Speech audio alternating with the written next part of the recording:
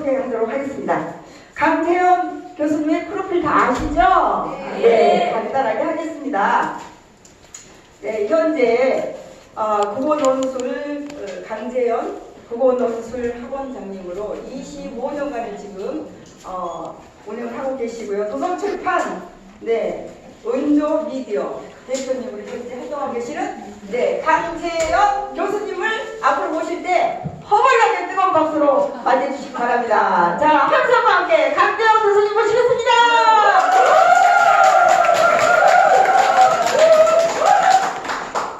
감사합니다. 제가 태어나서 이렇게 큰 박수를 맞아본 건 처음입니다. 여러분 덕분입니다.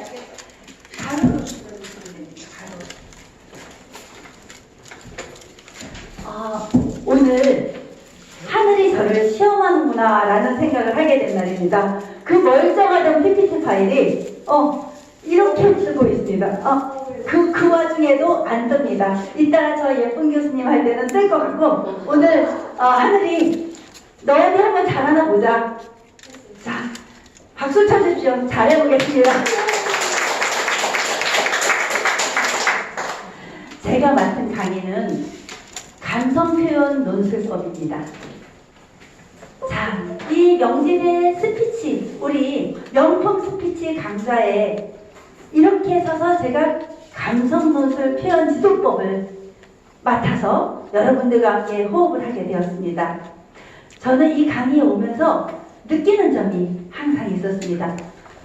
이분들은 도대체 어떻게 살아온 분들이기에 사실 이 시간에 저녁 7시부터 9시까지 이 강의를 듣고자 그 멀리서 강릉에서 또 또 다른 곳에서 경기도에서 이렇게 달려오고 계신 분들이지, 여러분들을 보면서 저는 사실 놀랍습니다. 여러분들 자신들 보고도 놀랍지 않습니까? 이 자리에 앉아있는, 그죠? 한번 박수, 나 자신을 위해서 한번 박수를 쳐주시죠. 정말 훌륭하십니다.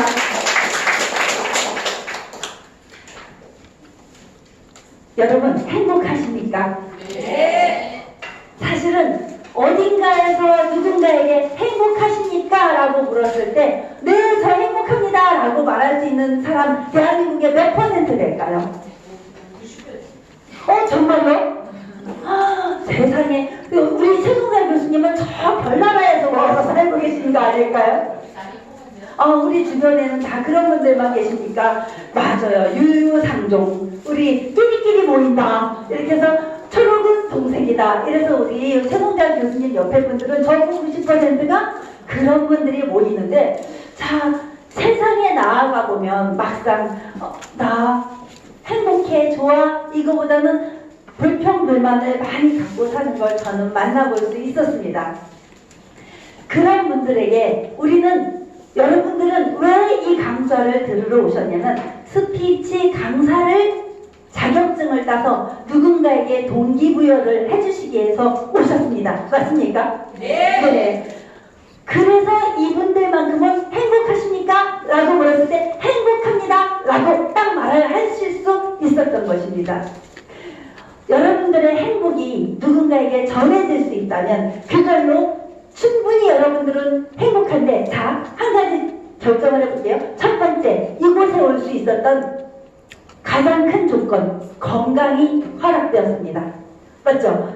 두 번째, 무엇인가가 해결되자면 경제적인 문제가 교육비 30만원, 40만원, 50만원 만만치 않아서 못 오시는 분들도 많습니다. 가고 싶어요. 사실 많은 분들이 여기 오고 싶어서 못 오시는 분들이 많습니다. 그리고 마지막, 어떤 게 준비되어 있냐면, 우리에게는 나 배우고 싶어, 누군가를 축복하고 싶어 라는 그 축복의 마음이 여러분들을 이곳에 이끌어 주신 것입니다. 우리 다 함께 성장할 수 있는 사람들이 모였기 때문에 이렇게 강한 에너지가 모이는 것입니다. 저는 그래서 매주 이 강의로 오면서 여러분들한테 힘을 받고 가고 있습니다. 덕분입니다. 감사합니다. 자, 여기에 PPT는 쓰지 않았지만 커다란 새 한 마리를 그려왔습니다. 상상해 봐 주십시오. 커다란 새가 날개를 달고 날아갈 때 자, 그림에 보이지 않지만 상상해 주십시오. 한쪽 날개가 없다면 날아갈 수 있겠습니까? 자, 가다가 지쳐서 쓰러질 것입니다. 우리들의 가슴 속에 무엇이 있을 때만 가능하냐면 양쪽 날개를 활짝 펼 수 있는 힘이 있어야만 가능합니다. 그때 그 중심에는 무엇이 있어야만 하냐면 바로 나의 존재, 자존감, 자긍심, 참나, 참다운 나의 모습을 찾을 수 있어야만 나의 존재로 새도 날 수 있는 것입니다. 여러분들의 마음의 새를 이 자리에서 키워서 날아갈 수 있으면 그것으로 여러분들은 스피치 강사가 될 수 있는 것이고 신앙송가가 되어서 대한민국 어느 무대에 가서든 여러분들은 우아한 자태로 신앙송을 하실 수 있을 거라고 저는 생각합니다. 여기서 오늘은 굉장히 많은 분들이 결석을 하셨어요. 그 이유가 8.15 광복절을 끼고 있죠. 많은 회사들이나 이런 분들이 8.15 광복절을 기준으로 월, 화 이틀만 빼면 되니까 또 목금 이틀만 빼면 되니까 휴가들을 갔다고 문자가 왔습니다. 오늘 못 와서 미안한 마음 등등으로 문자가 왔습니다. 저는 여기서 동기부여의 중요성을 먼저 강조하려고 합니다. 우리가 글을 쓸 때, 자, 내 마음속에 많은 말들이 숨어 있었고 하루에도 수만 가지의 단어로 말을 하지만 그걸로 글을 쓴다고 생각하면 여러분들이 하시는 말 한마디 한마디가 다 글이거든요. 사실 여러분들의 한마디 한마디가 모두 다 시거든요. 근데 그 시 한 줄을 딱 한 줄을 옮겨놓지 않아서 메모해두지 않아서 시가 되지 않을 뿐입니다. 저는 그걸 글로 옮겨놓아서 시인이 되었습니다.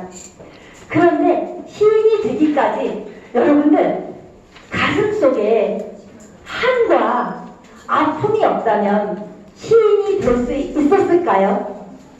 여러분들의 끓어오르는 가슴이 없었다면 이 자리에서 신앙송가자가 되겠다고 하고 앉아있을 수 있으실까요? 없었을 겁니다. 저는 여러분들의 가슴이 보입니다. 산전, 수전, 공중전, 마지막 뭐가 있을까요? 지하전까지 다 거치고 이 자리에 앉아 계신다고 저는 느끼고 있습니다. 여러분 맞죠? 딱 꿰뚫어 읽었죠? 지금 최성재 교수님 지금 행복합니다 라고 말하지만 그 어느 아픈 시절이 분명히 있으셨죠. 당연하죠. 바로 그 사람들의 에너지가 모여서 지금 우리가 이 자리에 앉아 있는 것입니다. 그러면 제가 볼 때 선생님, 교수님 같은 경우 세상 도인이 다 되신 것입니다. 산전수전, 공중전 이분들도 다 겪고 이제 마지막 지하전만 안 겪은 분이 좀 있을 수 있습니다. 고맙습니다. 마지막 지하전을 안 겪은 분들이 이 자리에 분명히 있으실 것입니다. 겪지 마십시오. 이 자리에서 함께 도를 닦으시면 인생의 도를 닦으시면 공중전, 지하전 하나도 안 겪고도 여러분들은 쭉쭉빵빵 고속도로의 행복을 날아갈 수 있을 것입니다. 고맙습니다. 여기서 제가 굉장히 위험한 고백을 하나 하고 그것을 통해서 동기부여의 중요성을 말씀드리려고 이 어려운 고백을 합니다. 저 논술 강사만 25년을 했다고 했잖아요. 학원 논술학원 원장만 25년을 하는 과정에서 누구에게도 하지 못했던 이야기가 있습니다.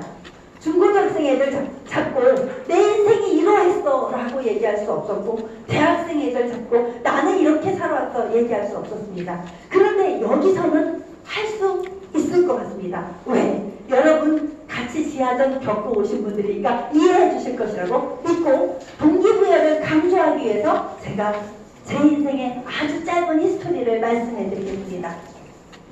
사실 저는 3번을 죽다 살아났습니다. 그래도 그림이 안 뜹니다. 그림이 안 떠서 좀 어색하지만 그냥 봐주십시오.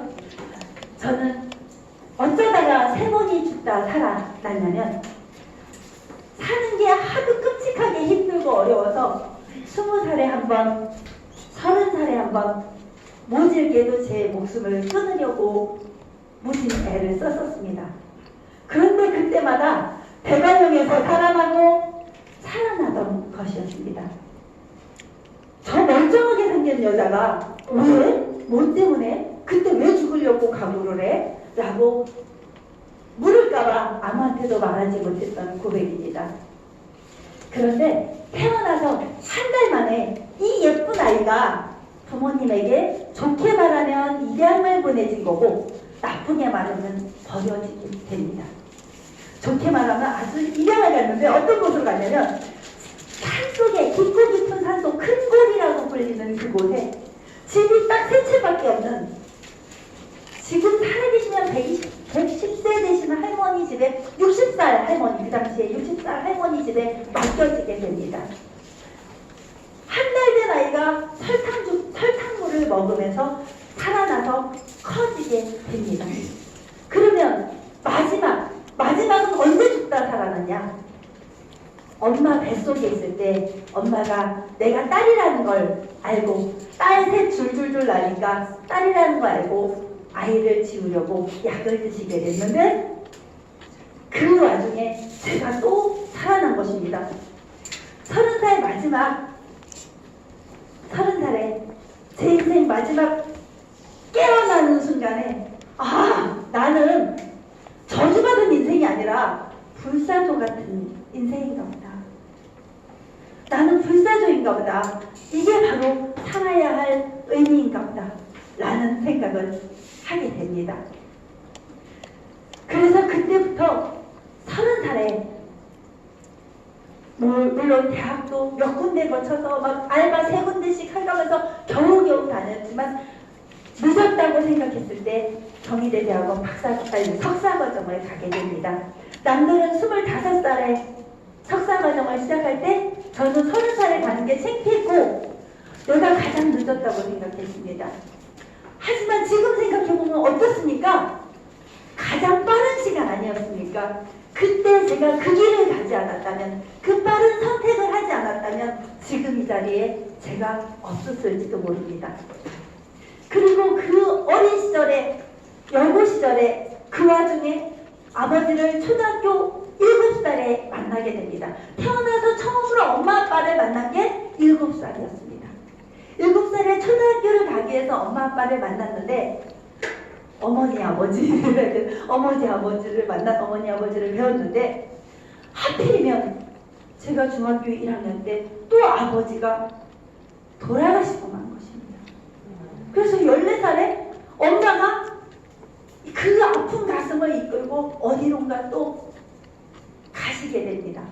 저는 그 산골 마을에 또 혼자 버려지게 됩니다.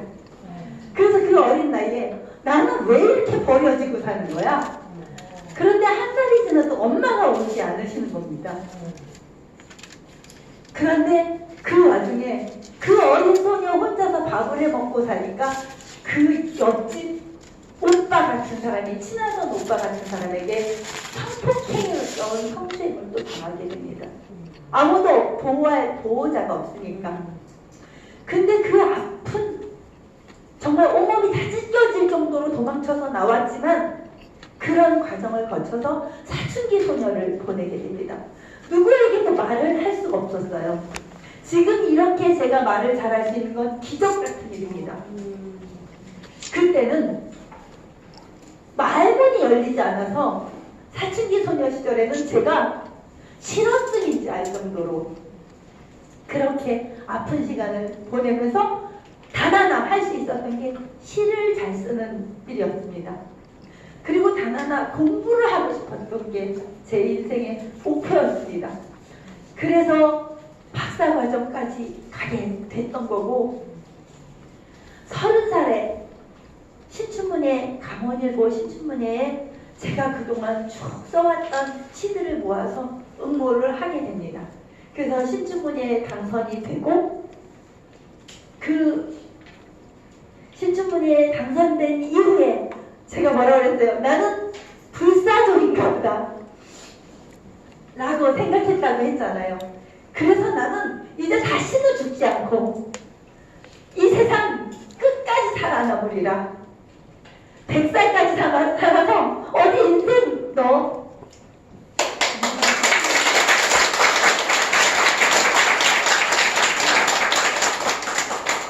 한판 크게 붙어보자 라고 달리고 달려온 인생이 지금 50살이 되었습니다.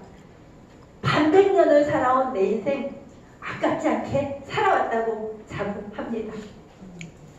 이제 더 이상 버려질 것도 없습니다. 그래서 누군가를 만나서 아픈 일을 당해도 저는 노여하지 않습니다. 그래서 여러분들 저 가끔 보시면 잘 웃지 않습니까? 네. 이제 아픈 일이 별로 없습니다. 다 그까이 거 괜찮아. 그렇게 살았습니다. 자, 이 이야기를 제가 왜 하냐면요. 30살에 중요한 책 하나를 읽었습니다. 파나소닉, 일본의 파나소닉, 일본의 파나소닉 회장님 아시죠? 마스시타 고노스케. 그분이 90살까지 그 많은 기업체들을 이끌어가면서 성공을 하게 됩니다. 그분이 자서전에 뭐라고 썼냐면 나를 성공시켜주는 것은 3가지 결핍이었다. 이 결핍이 나에게 축복이었다. 그 첫 번째가 가난. 가난했기 때문에 난 끊임없이 잘 살기 위해서 노력했으며, 두 번째가 어떤 결핍이었어요? 허약했기 때문에 나는 건강관리를 끊임없이 해서 90살이 넘도록 살아왔고, 마지막 못 배우지 못한 한 때문에 나는 건강하게 잘 살아서 끊임없이 변하겠다라는 각오로 살아오셨다고 합니다. 이 3가지가 알고 봤더니 모두 다 내 이야기였습니다. 그래서 나도 끊임없이 성공하려고 발버둥을 쳤습니다. 그래서 학원도 운영을 하게 되었고, 지금은 저작권료만도 200만 원은 나올 정도로 학원 박수 쳐주십시오.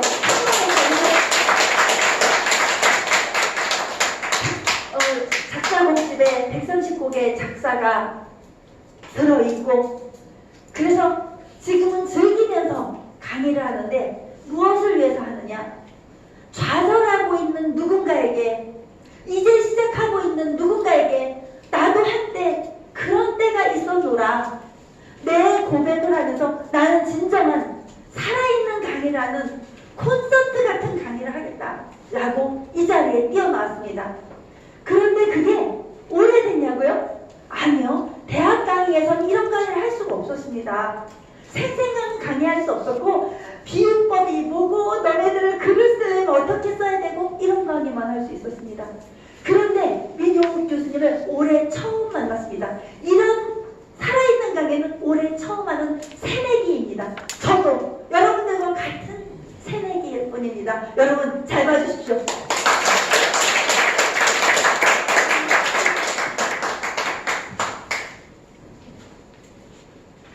그래서 저는 제 모토를 강단 있게, 그런데 현명하게, 그리고 재미있게 강재현다운 강의를 하자, 이렇게 지금 이 자리에 서 있고, 여러분들에게 이대로 그냥 가면 안 되지 않습니까? 그래서 여러분들에게 아주 좋은 자료들을 보여드리고 가야 되는데, 이렇게 아주 멋있는 PPT가 잘 망가져 있습니다. 그래서 액션으로 모든 걸 하게 되었는데, 여기서 저 혼자서 원맨쇼 하듯 그런 강의 말고, 제가 정말 사랑하고 오랜 인연을 맺어온 어떤 한 분께 여러분들을 위해서 쓴 시 한 편이 있었습니다. 그 시 한 편의 낭송을 부탁했습니다. 제가 하지 않고 지금은 제자인, 그리고 아는 지인인 그분께 부탁했던 이유는, 이 자리에 오신 여러분들이 한 번이라도 무대에 서서, 이 강단에 서서 연습해 보시길 바라는 마음에 이분을 무대에 초대하게 되었습니다. 먼저 한번 올라와서 해주시죠. 강정 선생님입니다. 신앙송을 해주시죠. 네, 저는요 강재현 여기 교수님을 만난 지 오래됐어요. 거의 20년이 돼 가는 것 같은데요. 저희가 문예대학 다니면서 주말머리에서 시 소리를 담다 그거를 하고 있는데 강재현 교수님께서 제가 초청을 해서 갑자기 오셨는데 그 자리에서 이 시를 즉석에서 지으신 거를 제가 읽어드리겠습니다. 좀 부족해도 봐주세요. 저는 시 낭송가가 아닙니다.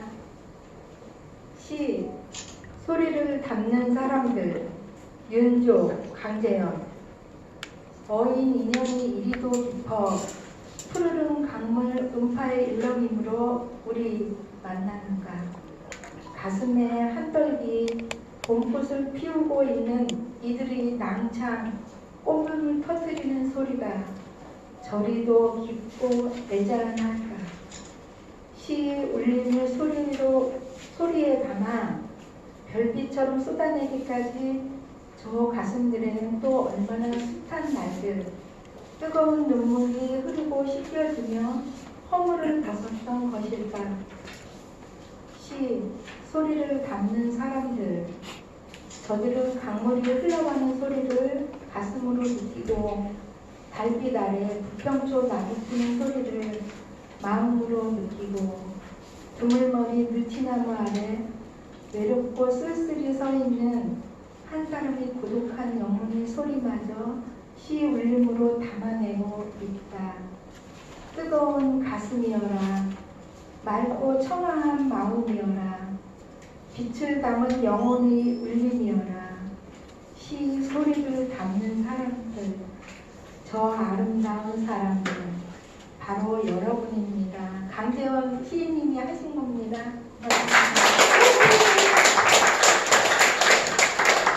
신앙송을 하시는 분들에게 너무 잘 어울리는 시가 나왔죠.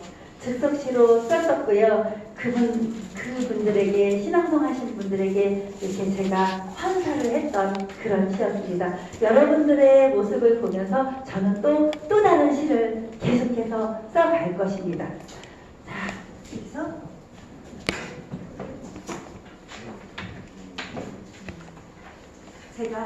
제가 여기에 그림을 하나 준비했었습니다. 우리 오스트레로피테쿠스부터 지금 현재인까지 여러분 21세기를 사는 여러분들은 현대인의 고뇌를 늘 생각할 것입니다. 저는 요즘에 현대인은 신과 같은 존재다라는 생각을 하게 됩니다. 왜냐? 우리가 한반도 역사뿐만이 아니라 전 세계적 역사를 따졌을 때 200년, 300년, 만년 200년, 300만 년 전에 인류의 탄생부터 지금 현대까지 그리고 최초 문자가 녹두 문자라고 합니다. 어떻게 생겼냐면 발자국처럼 생겼습니다. 사슴 발자국처럼 생겼던 녹두 문자가 그 녹두 문자가 생긴 건 BC 3000년 지금으로 따지면 지금 현대까지 따지면 5000년 전입니다. 그렇지만 우리 대한민국 우리 어머님들이 이 언어를 즐기기까지는 여러분 언제 정도였다고 생각하십니까? 이렇게 언어를 즐기기 시작한 적이 불과 100년 될까요? 불과 50년 전만 해도 여러분들 어머님 혹시 문명 없으셨습니까? 글을 못 읽는 분들 있으셨죠? 불과 50년 전만 대한민국의 50년 전만 해도 우리 어머님들은 문명이 그렇게도 많았습니다. 그런데 우리 지금 현대인들은 배고파서 죽는 사람 없고 굶어나서 답답한 사람이 없습니다. 오히려 글을 창작하는 창의적인 사람, 크리에이티브적인 사람입니다. 그래서 저는 현대인들을 신과 같은 존재라고 말씀드리는 것입니다. 세상에 못 만들 게 있습니까? 달나라를 가는 이 세상에. 그러니까 여러분들이 해야 될 것은 이 숱한 언어들을 낭송으로 또 다른 묘미를 만들어서 크리에이티브가 되어 주시는 것입니다. 앞으로 문화에서는 다 할 수 있는데 컴퓨터가 다 할 수 있는데 단 하나 할 수 없는 게 여러분들이 할 수 있는 그 독창적인 창의력입니다. 그 창의력을 여러분들은 가지고 있는 한 아무리 4차 산업혁명 시대라도 여러분들이 승리자가 될 것입니다. 인정하시죠? 네, 감사합니다. 자, 이제 다음으로 감성 표현의 중요성을 갈 건데 그것마저도 안 뜨네요. 감성 표현의 중요성이 제가 제 이야기를 해드렸던 것도 여러분들 오늘 여러분들의 가슴을 열어드리고 싶었습니다. 내 이야기를 먼저 했을 때 여러분들의 마음도 열릴 거라고 생각했습니다. 여러분 여기서 잠깐만 옆에 친구 눈빛 한 번만 마주쳐 주십시오. 자, 손 한 번만 잡아주십시오. 우리는 이 순간 평생 은인이 될 것입니다. 한마디만 외쳐주십시오. 우리는 이 순간 평생 은인이 될 것입니다. 자, 배신할 수 없을 뿐이에요. 이렇게 약속해놓고 배신하면 안 됩니다. 네. 그리고 뒷사람과도 한 번만 연결해 주십시오. 자, 뒤에 한 번만 돌아봐 주십시오. 이 세상에서 가장 예쁜 분입니다. 이 세상에서 가장 아름다우십니다. 자, 됐습니다. 얼굴이 아닌 마음이 더 아름다운 분들이 이 자리에서 만났습니다. 그렇게 이 언어는 지금 우리가 한 언어들은 맑은 세상을 벌써 여러분들이 했던 말이 맑은 세상을 만들어 주었습니다. 맞습니다. 그죠? 네. 혹시 교회 다니시는 분들 계시나요? 네. 하느님이 천지를 무엇으로 창조하셨다고 하십니까? 맞습니다. 말씀으로 창조하셨는데 첫째 날, 둘째 날, 셋째 날, 다섯째 날, 넷째 날, 다섯째 날, 여섯째 날 무엇을 창조하셨다고 합니까? 말씀 하나로 사람을 만들었다고 합니다. 자, 하느님은 이렇게 하느님도 말씀 하나로 온 세상을 만드셨듯이 여러분들이 현대인의 여러분들은 여러분들의 말씀으로 여러분들의 세상을 만들 수 있습니다. 저도 그래서 굉장히 긍정 언어를 쓰고 다니고 있습니다. 그런데 얼마 전에 가다가 굉장히 아름다운 여자를 만났어요. 막 35, 24, 36 이 정도 여자를 다 만났는데 그 여자를 지나가다 씨발로 괜히 만나서 지랄이야. 저도 욕 잘한다 그죠? 그렇게 욕을 하고 가는데 다시 보게 되는 거예요. 완전 리얼하다 그죠? 그 아름다움이 보이겠습니까? 어디에서 나오느냐? 바로 언어에서 나옵니다. 그 시발놈이라고 그 여자는 말하는 순간 시발년이 된 것입니다. 죄송합니다. 너무 원색적인 단어. 바로 감성 언어는요. 자신이 입은 옷과 같습니다. 우리가 수영장 가면 수영복 입어야 되지, 강의장 가면 강의장 옷, 교사 같은 옷을 입어야 하듯이 그 언어로 자신만의 색깔을 표현해 줍니다. 여기 계신 분들 앞뒤 보면서 아름답습니다 말하는 순간 여러분들의 가슴은 이미 아름다운 사람으로 무장되어 있는 것입니다. 자, 그러면 저는 아이들에게 스피치 강사 자격증을 따실 거 아닙니까? 그걸 어디에 가서 써먹을까요? 어른들에게만 써먹을까요? 아니죠. 요즘에 초등학교 방과후 강사 아시죠? 많이 뽑습니다. 저를 통해 주십시오. 제가 학원 강사도 몇 명 넣어드릴 수 있습니다. 학원, 네, 진짜입니다. 구리시에는 특히 제가 짱입니다. 전화 한 통화를 몇 군데 넣을 수 있습니다. 여러분들, 스피치 강사 자격증을 따시면 절대 썩히지 말고 학교 방과후 강사부터 뚫어주시는 것입니다. 그런데 제가 25년 동안 매년 1년에 한 1000개의 PPT 자료, 여기 안 떠서 미안한데 1000개의 PPT 자료를 만들어가면서 초중고 아이들을 가르친단 말입니다.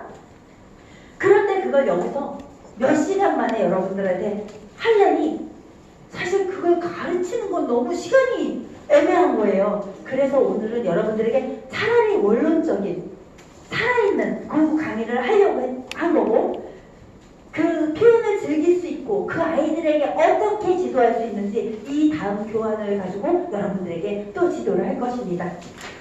저는 여기서 잊지 못할, 나 최종철 교수님 너무 사랑하나 봐.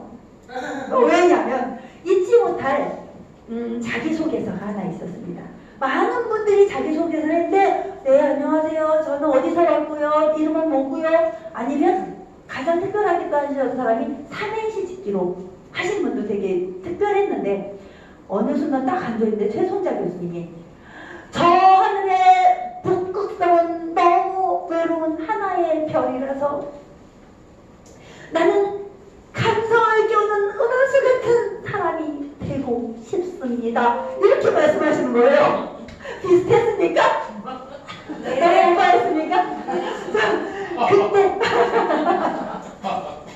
그때 최선자 교수님을 다시 보게 되었습니다.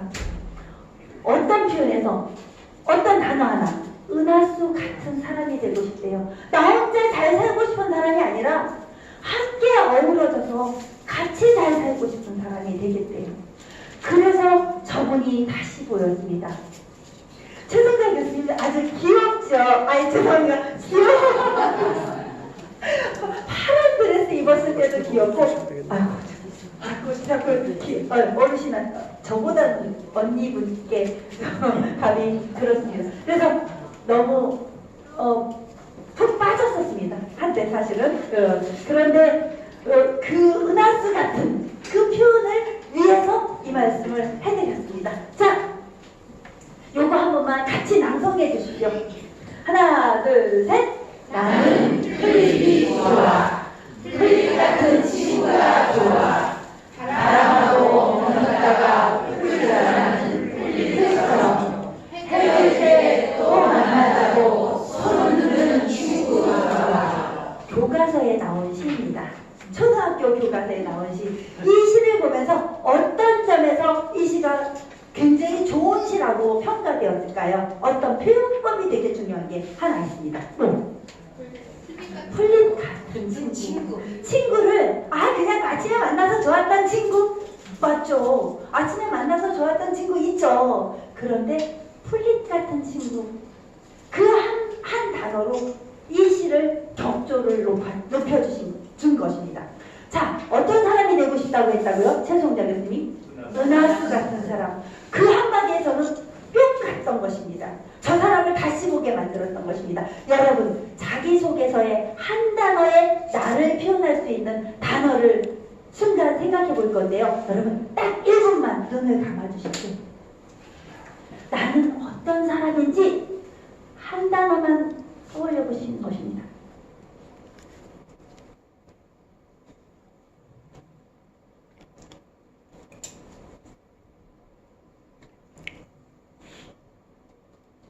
눈을 떠보시겠습니다. 어때요? 눈을 감았더니 순간 마음이 고요해지지 않습니까? 그죠? 그 효과입니다. 우리 아이들에게도 시험 보기 전이나 중요한 신앙송을 시키기 전에 눈을